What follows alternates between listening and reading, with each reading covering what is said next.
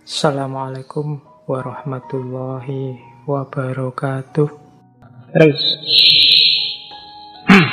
kita lihat sekarang kalimat-kalimatnya, teori-teori khusus yang tak comoti satu-satu, sekiranya menurut saya penting. Sekarang tentang perasaan. Katanya Krishna, jadi ini dialog panjang sebelum perang. Jadi dialog panjang sebelum perang itu kan karena Arjuna ini pening dia.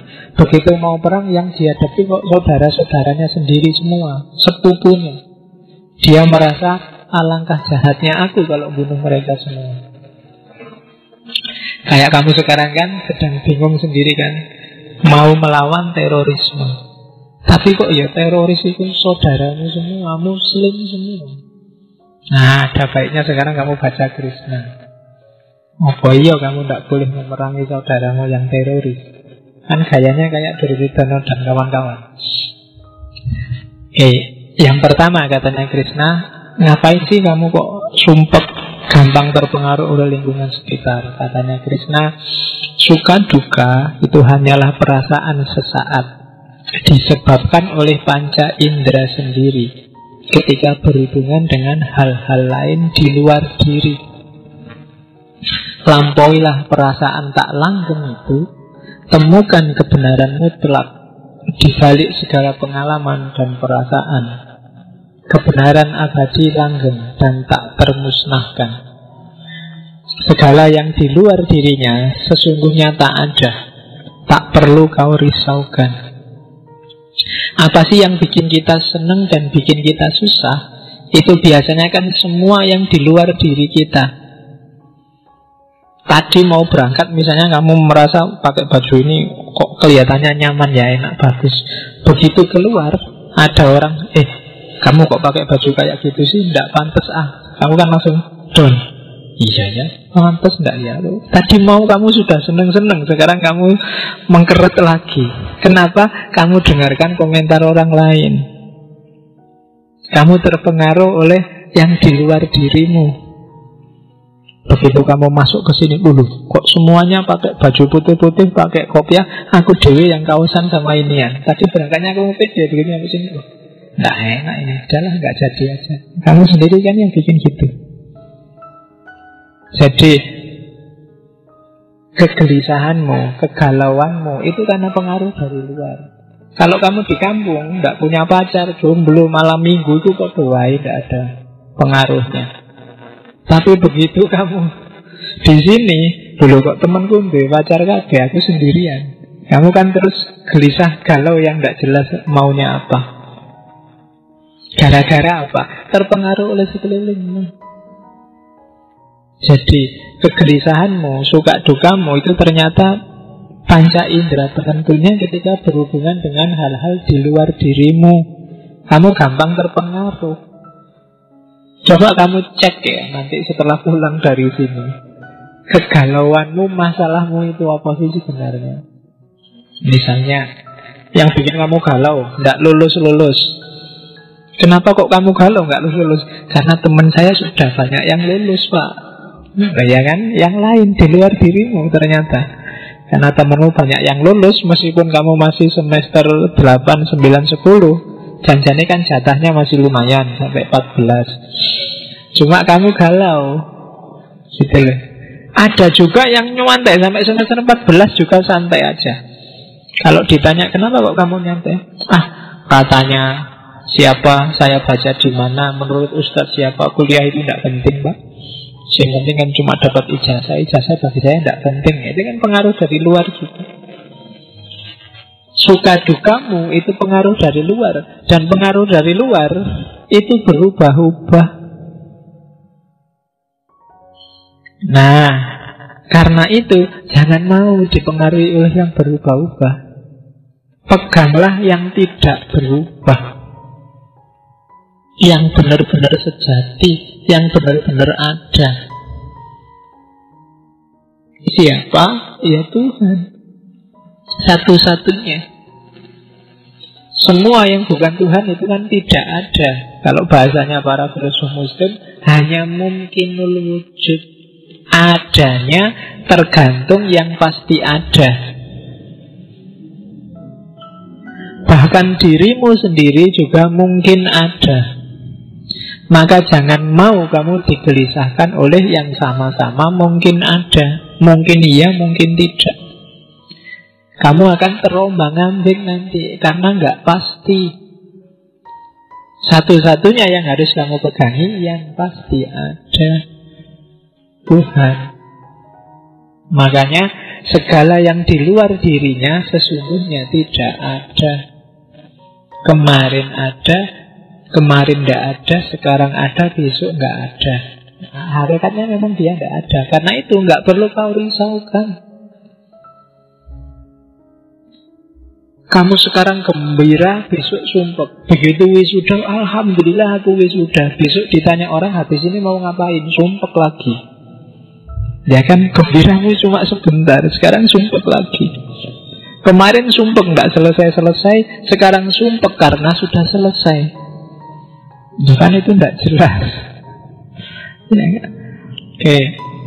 Kemarin sumpek nyari uang, sekarang sumpek karena banyak uang. Kan kadang-kadang orang begitu.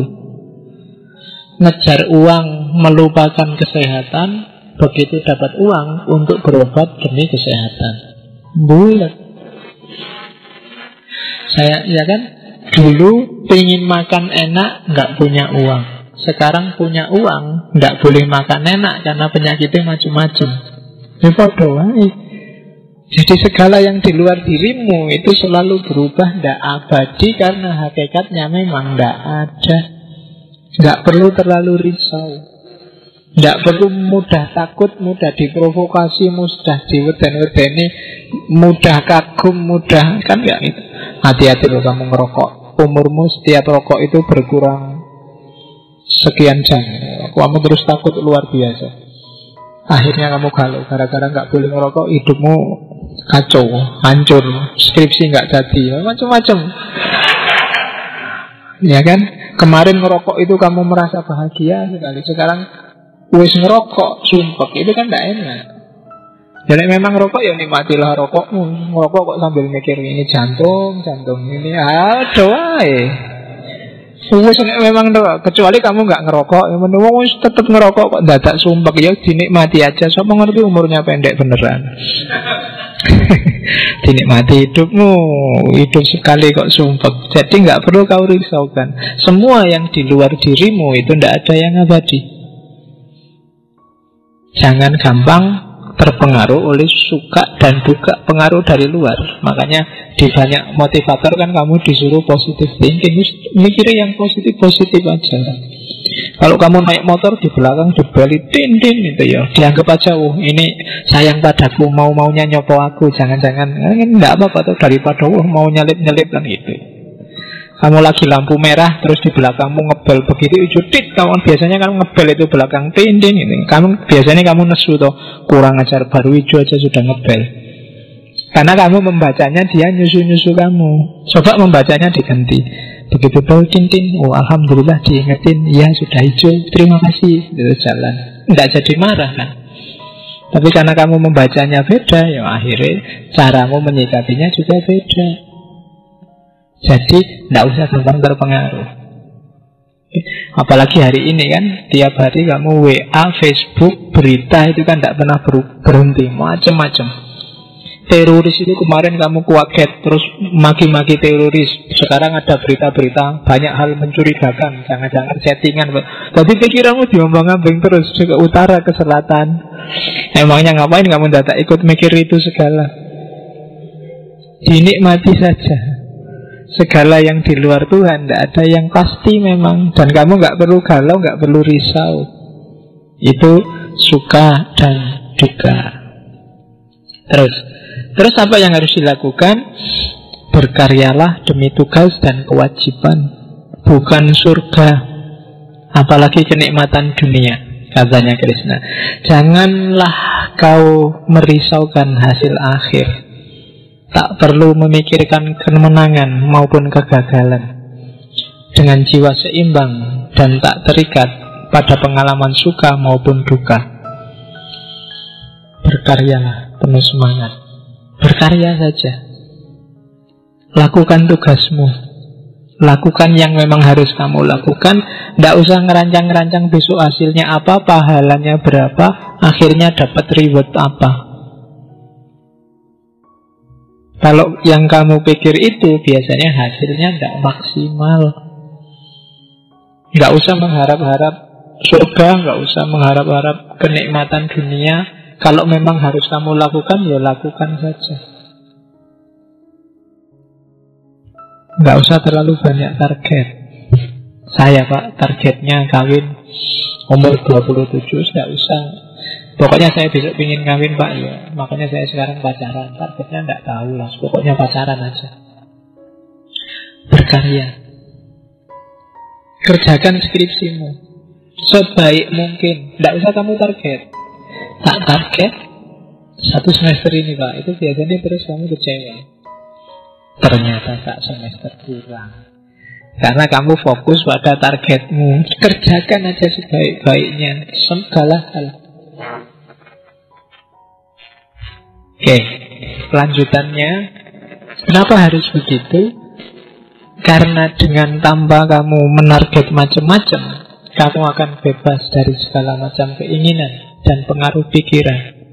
Kalau kamu bersih, kamu bebas, kamu akan bisa mendengarkan dengan jelas apa sih sebenarnya suara hatimu. Kalau suara hatimu sudah terdengar jelas, itulah namanya pencerahan. Selama ini karena pengaruh-pengaruh dari luar, terus targetmu jadi macam-macam. Ketika targetmu macam-macam, suara hatimu jadi nggak jernih. Buang semua pengaruh dari luar, maka akan tampil siapa dirimu, apa kapasitasmu tadi. Kalau kamu sudah ngerti siapa dirimu, kamu tidak akan mudah terpengaruh lagi. Kamu tidak akan tergoyahkan lagi oleh pengalaman duka. Tidak juga berambisi untuk mengejar pengalaman suka. Rasa cemas dan amarah akan terlampaui seketika.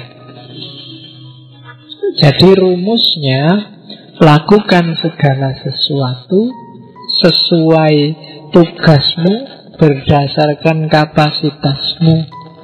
Jangan terpengaruh oleh segala yang di luar dirimu. Dengan melakukan ini, maka kamu akan jadi jernih.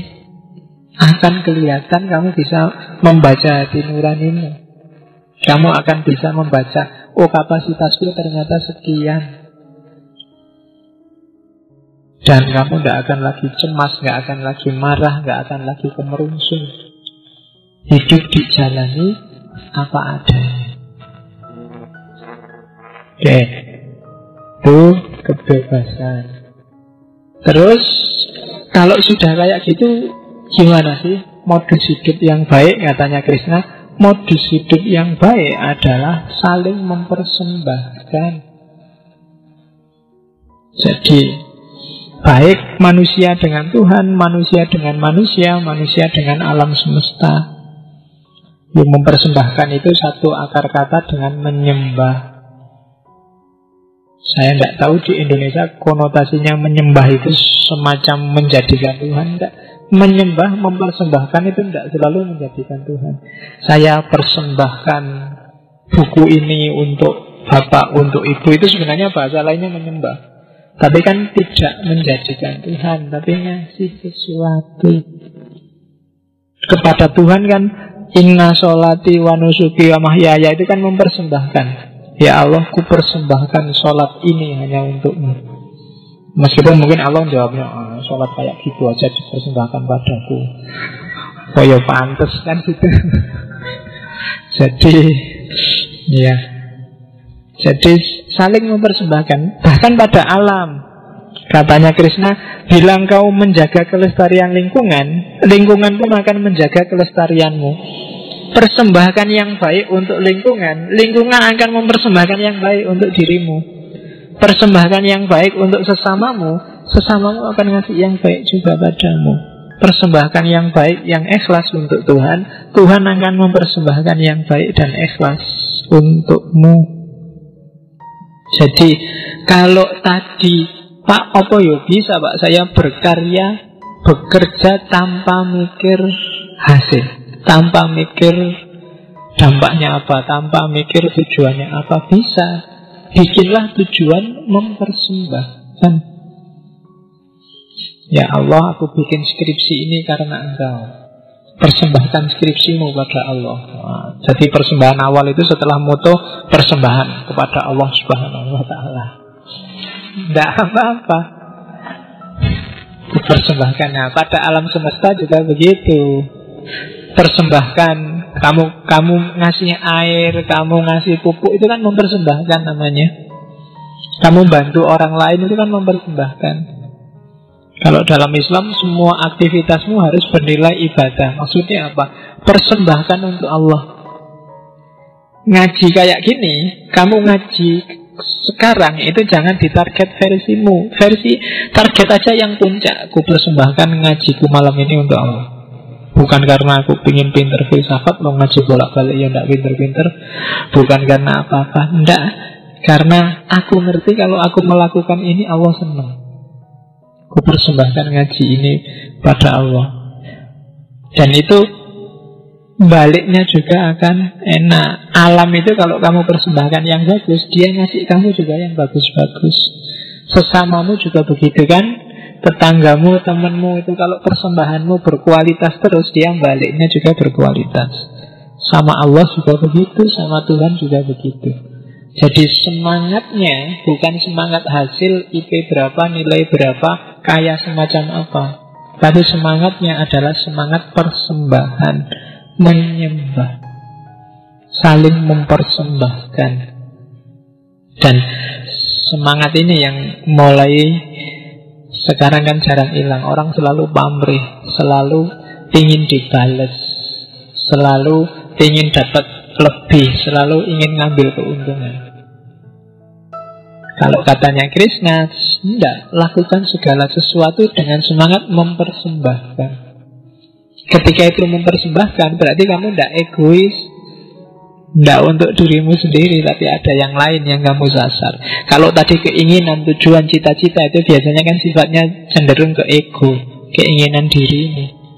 Tapi mempersembahkan berarti keluar. Kalau di Al-Quran kan yang saya bilang sodako tadi kan, begitu kamu mempersembahkan ke yang lain, akan balik padamu 7.700 kali lipat. Nah, itu logiknya saling mempersembahkan. Jadi sodako itu tidak harus uang, tidak kayak ceramah terus mana bawa uang berapa, kasih semua, tidak kayak gitu. Persembahan itu tidak harus wujudnya uang. Kalau kamu mempersembahkan senyum, kamu kan biasanya juga dapat balasan persembahan senyum. Meskipun ya ada aja orang yang ngebeli, dikasih senyum kamu dicueki, nah ya tidak apa-apa. Karena kalau di Hindu kan hidup ini ada karmanya masing-masing. Persembahkan yang bagus-bagus terus, dan itu nanti pasti juga baliknya bagus. Oke, untuk malam hari ini saya cukupkan sekian dulu. Mohon maaf kalau ada yang kurang berkenan, mungkin 1-2 kekurangan apa, mohon dimaklumi. Kalau ada kekhilafan, kealpaan yang teman-teman ngerti benernya seperti apa, ya silahkan disampaikan. Kurang lebihnya mohon maaf. Wallahul muwaffiq, wallahu a'lam bissawab. Wassalamualaikum warahmatullahi wabarakatuh.